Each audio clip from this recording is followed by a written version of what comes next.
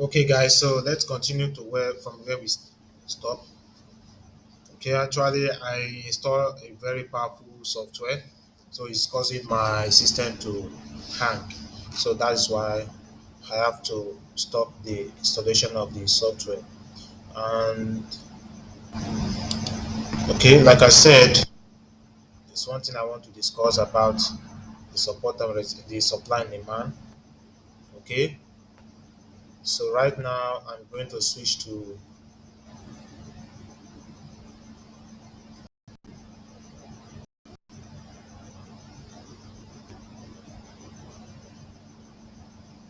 right now I'm going to switch to Euro JPY. Okay, as you can see, this is Euro JPY chart. Okay, we have the downtrend. Okay, we have the downtrend, we have the supply and demand. We look here, we have the demand zone, we have the supply, we also have the supply, and we have the demand. Supply, supply, demand. So when I saw this movement here, I switched to 1H time frame, that is 1 hour time frame.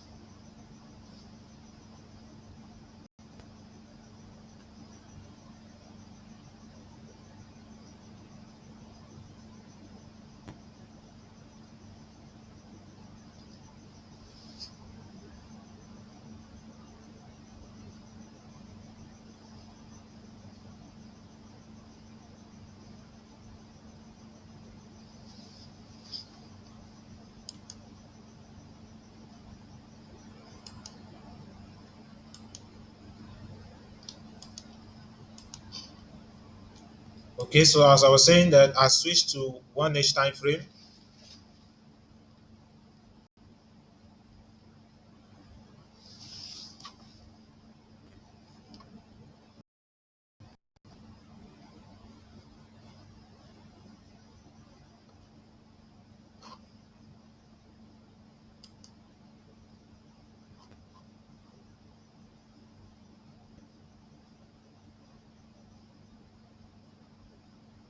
I switched to 1H time frame, and this is what I got on 1H time frame. That is 1 hour time frame.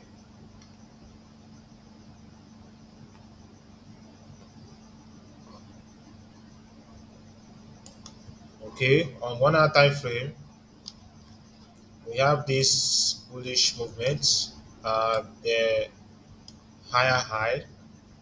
We have this higher low. Okay, higher low. We have this higher low as well. But you see what happened? The market the higher low, break the higher low structure. That is break of structure. So as the market break the structure, if you look at what happened here, there's a rejection around this level. There was a rejection. So from that rejection, we saw how the market reacted when the price touches the level, we have this upper rejection. That upper rejection indicating a supply zone. Okay, this is what I mean. If you see a candle form like this, okay, and this candle has a lower rejection and this candle has a upper rejection, there's a hidden supply around this level, because when the price reached this point, it rejected, it rejects, the price rejects to the upside, meaning there's some buyer's candle that form at that moment. So as the price rejects, it created this high and then it dropped. So which means as the market is moving down, it reached this level, it rejects, created this high and drop. So that is why we have this as the base, as the base. So which means we can expect the price to rise to this that same level for a sell opportunity. Okay, and that is exactly what happened here.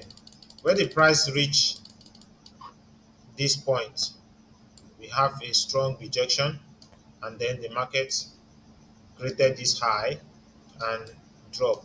So which means our base is right here, and our base also is here, our supply zone. Okay, the base is here, the base is here.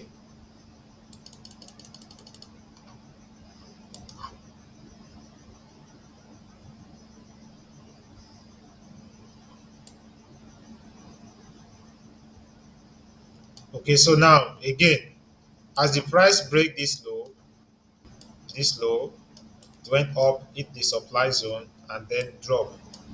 We expect the price to reverse from this level. Only few buyers enter, but the market still reverse to the downside. Okay, which means our base, our supply zone is here.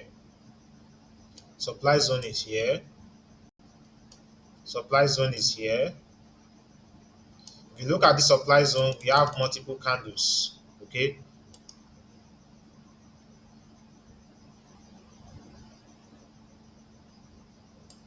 we have multiple candles. So from these multiple candles is what has take it as a strong zone. Okay, as we have multiple candles here, you can say this is a strong supply zone. Okay, after the price drop from this supply, we have bullish red, and the market drop again, later the bullish red and drop again. So which means either the market reverse from this supply zone or it reverse from this supply zone. But it seems the price rejected the first supply zone and headed to the second supply zone. So that is where I decided, okay, this is an opportunity to start selling the market. And as you can see, my stop loss is here. My stop loss is here, and entry is here because the market has already start reversing. I checked on lower time frame before we enter the trade. So the market has already start reversing. Then the next level, which we can expect either the market to reach before reversing, is the demand here. Okay, there's a demand here, there's a demand zone here. So from this demand zone, we can expect the price to drop for about 100 pips. That is what I'm expecting. So this is the trade that we took on AUD Euro JPY.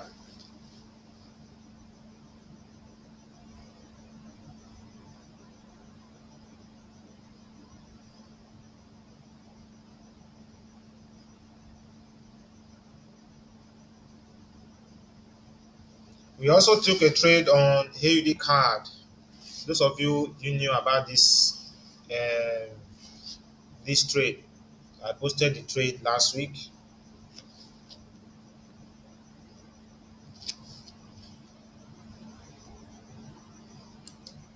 AUD card, NZD card, and is it GBP CHF? I think only GBP CHF that was a losing trade, but AUD card and NZD card today they take profit level. Okay, so on the left side, I drew a supply zone on the left side.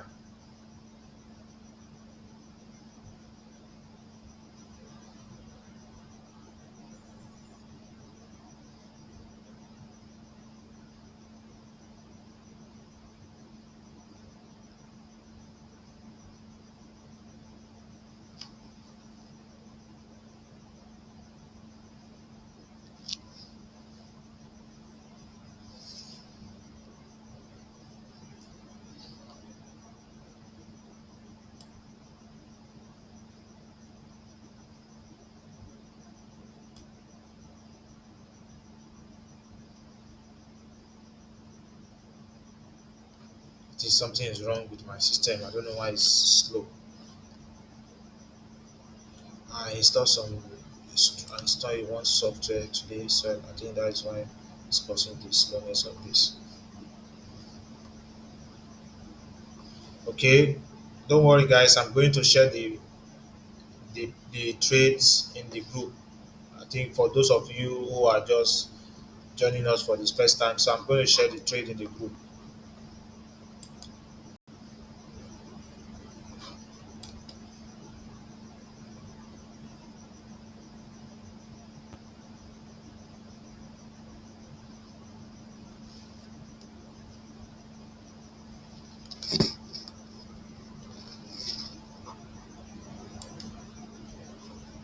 Okay, so maybe I should stop from here. Maybe I should stop here for today. Then tomorrow I'm going to show you more and more. I think tomorrow is another topic, um, uh, chart pattern, candlestick pattern. So I'm going to show you some candlestick pattern, some chart pattern. I think before that, going to resolve the problem of this. So as I was saying, that I think we should stop here for today. We should stop here for today. Then tomorrow we're going to continue to from where we stopped. So I'm still going to say a few things about supply and demand. Okay, like I said, this is just the basic of supply and demand. You can say very simple supply and demand. But when we are talking about the advanced way of trading supply and demand, this is what there are so many things that you must know when you are trading supply and demand. So I'm going to fix a day, a particular time, and a particular date whereby I'm going to teach you guys on how to trade supply and demand. Okay, but this is the foundation. You must know how supply and demand are drawn on the chart. Okay, supply and demand, whereby we have the supply as drop base drop or